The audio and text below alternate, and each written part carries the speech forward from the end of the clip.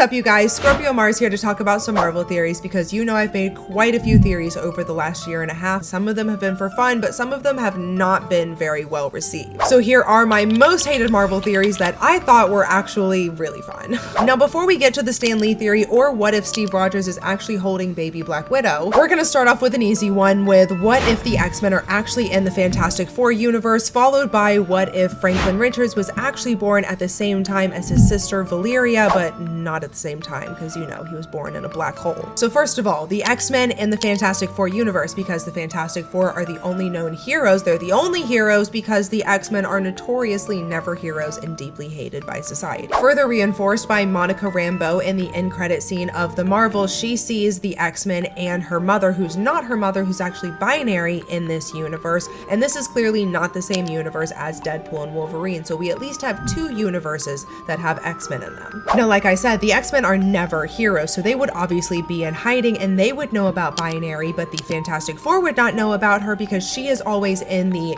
universe, in the space, time, whatever, actually helping people the same way Captain Marvel was, and the Avengers never knew about her at all. Because yes, the Fantastic Four have their own superpowers and they've been to outer space, but that doesn't mean they know everything that's going on out there. They really haven't done a whole ton of exploring, and they've only had their superpowers for like 4 years. Also, given the lazy fact that that would be one less universe for the MCU to have to introduce, because like I said, that's not the same universe that Deadpool and Wolverine are in, so they're going to have to introduce another universe anyway, so might as well just make it the same universe as the Fantastic Four are in, because they've already had to go through the trouble. Which brings me to my other Fantastic Four theory, that Valeria was actually born at the same time as Franklin Richards, because actually if you pay very close attention at the beginning of the film, when the newscaster is being the narrator and he's talking about, you know, we don't know if the baby's gonna have powers and what is the possibility of twins, he actually says, what is the possibility of twins? And if you Google what is the possibility of having twins, is about 1 in 250. The possibility for having twins, the same mathematical number works out to the same number that they were like, when it reaches this, that's when you slingshot us through this, and that's when we get home, and that's the same time that Franklin was born. So basically, when they're in this wormhole, when they're going through this shoop, shoop, shoop, shoop, shoop, they are able to at any point branch off into another point in time. They're able to just shoop, go out and take a detour here and go see this universe, this detour, whatever. So essentially the theory is that a second ship, Sue, and the daughter branched off into the universe and went somewhere else. Because I mean, if the baby's just like there, then who's gonna take care of the baby? Franklin was born in infant form, so like she would be born in infant form. But the idea is that they're actually stuck in a time loop, and they're not going to come around, or that time loop, they're going to basically, that version of Sue is going to be stuck in birth for an excruciating amount of time. That like Franklin's gonna be like 5 years old, and that when Victor Von Doom is in that end credit scene, that is actually Victor Von Doom introducing Franklin to his sister Valeria. I think that the end credit scene of Fantastic Four is Victor Von Doom introducing Franklin to his sister Valeria, because Franklin would be a couple years older, the other Sue would have gotten out of the time loop, or at the very least it would have just been Victor Von Doom seeing Valeria being born and like pulling her out of the time loop and being the one to raise her for the first 5 years until he's able to pull them out of the time loop and then get over there and bring her to Sue. That's what I think happened. And everybody fucking hates me for it, but the math's there. So when it comes to my Stan Lee theory, I don't think I've ever gotten more hate comments. You guys jumped me for this because you were like, those are only honorary credits. He literally says that himself in the comic book if you would just listen to my goddamn video. But you guys just love to jump before you listen every time. And I actually started structuring my videos intentionally, knowing I would get you in the first little bit, knowing that you don't actually listen and that you would be proven wrong if you would listen like literally like 30 seconds longer. And it was a lot of fun. I made fools out of a lot of people because it's easy. In 2006, Stan Lee wrote a comic book called Stan Lee Meets Victor Von Doom. And in this comic book, Victor Von Doom is like, dude, you made me into a villain. I'm not a villain and you're going to fix that. And Stan Lee is like, I'm just the cameo man. I cannot do anything. I hold no power. And he's like, well, you're gonna fix it. Then we had the whole statue situation, the Who was cast as Who situation, 2006 rolls around, 2008 rolls around, Fantastic Four passes, and then we get the first Iron Man film. And that is where I come across my green tie theory, which honestly isn't that hated, but I still believe it. People are like, oh, what? It's just a tie. It doesn't mean anything. Yes, it does. But the main point of why everybody hated the Stan Lee theory was because nobody wants to admit that this could have actually been any level of forethought. They're like, no, they had to do Victor Von Doom because of what happened with Kang and the guy and all of that shit. And I'm like, yeah, they did have to speed things up. But Tony Stark was always meant to play Victor Von Doom. And truthfully, it can be a money grab all day long. It was meant to be a money grab. He was betting on the investment of Robert Downey Jr.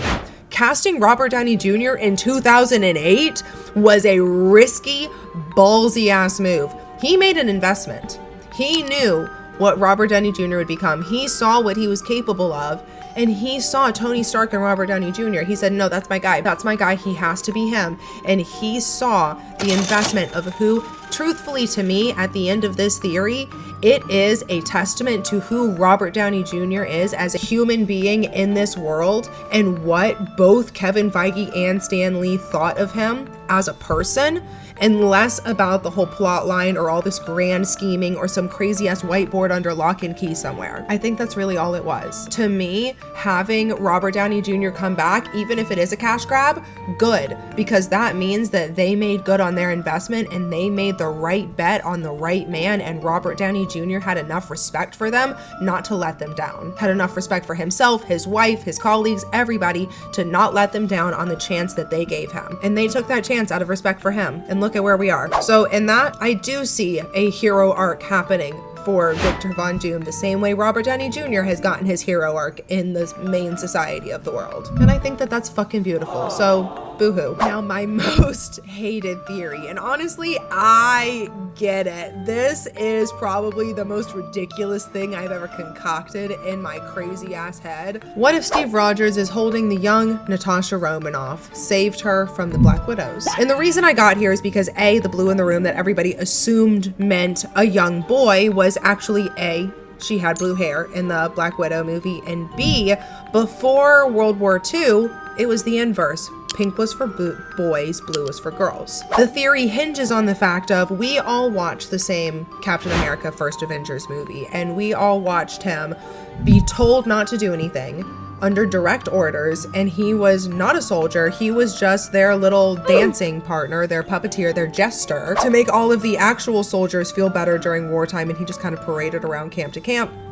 under direct orders not to do anything with, alongside Peggy Carter and Tony Stark's father, went after his best friend. Nothing was going to stop him from going after his best friend, Bucky Barnes. So you mean to tell me that he's gonna go back, have a little dancey dance with Peggy, and he's not gonna go back for Bucky Barnes? He's just gonna let him rot for the next however many decades? So then in Endgame, when Bucky's like, no, Sam, you go talk to him. I've had my closure. This comes back around there. In the first meeting of Bucky with Steve Rogers, back when he's like, Bucky? And they're like, what's happening? When Bucky pulls him out of the water in the end, it's not just because of what happened in that movie. It's because of something Bucky remembers from years before, ever so distantly, reinforced there. But before we get to that, I have to explain the history to you. Let's say when Steve Rogers goes back in time and dances with Peggy Carter, Bucky's an active Winter Soldier. He's working. He's out there. He can't get him while he's active. He's gonna wait till he's inactive. So he's biding his time a little bit, hanging out with Peggy, enjoying his life. He waits till he's inactive. Where is Bucky Barnes, the Winter Soldier, kept when he's inactive? Actually, the same place the Black Widows are trained, coincidentally. So he waits long enough. He puts two and two together. He's like, wait, if I have to go there anyway, why don't I just wait long enough for Natasha Romanoff to be born? Duh. Waits long enough. Bucky is inactive. Actually, if you do the math, at the same time that Natasha Romanoff is born, Bucky would be inactive and being kept at the same place as the Black Widows.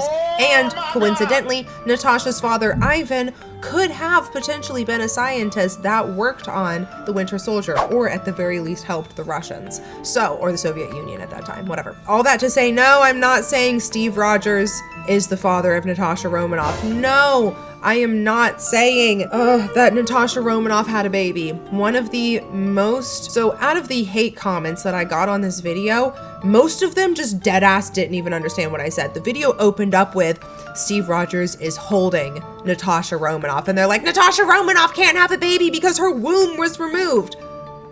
Yeah, the baby is not Natasha's, it is Natasha. Steve Rogers did not have baby with Natasha, baby is Natasha. So sentence one, you already didn't hear me. The rest of you who thought you listened, who were like, Ivan's her father, we learned that from Red Skull.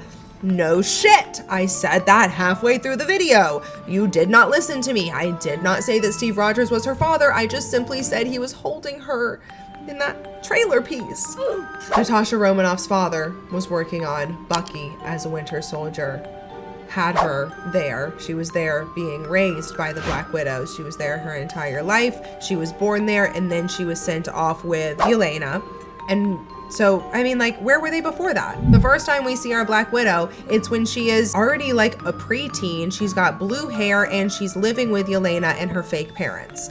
Where was she before that? She was with her father before that. She was with the other Black Widows before that. Basically, Steve Rogers saves her from going on the entire time loop of the Black Widow movie. Essentially, he would thread his time just right where he would go in, try to save Bucky, either coincidentally happen to see a cradle that says Natasha Romanoff on it, and he's like, wait a minute, that's my Natasha Romanoff, let's save her. Or he plans it strategically and on purpose to get her at the same time. Who knows? Maybe it's an accident, maybe it's not. The point is that he tries to retrieve them both. Obviously, he can't get Bucky. They have to have a moment where he's like, Bucky is literally like, you cannot save me. You have to leave me. You have to let me go. You have to leave me. I'm making this choice. I know what's going to happen. Like, I understand. Like, we'll figure it out. We'll see each other again.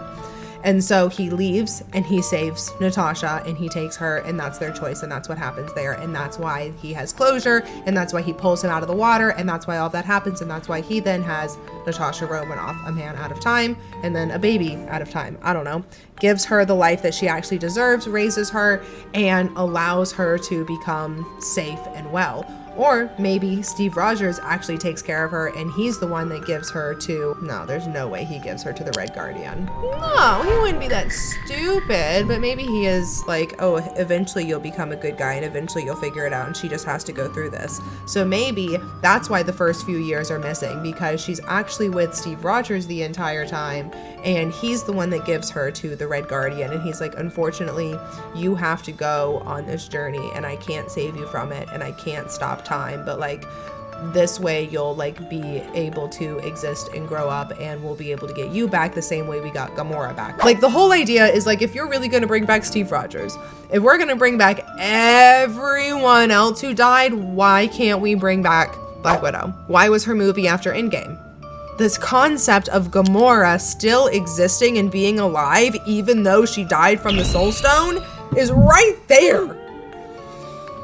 And so Steve Rogers saving her would give us the through line to have the Gamora concept reintroduced for Black Widow. And I think it makes perfect sense. My one theory that turned out to be wrong was Daniel Blake was Muse. I was wrong.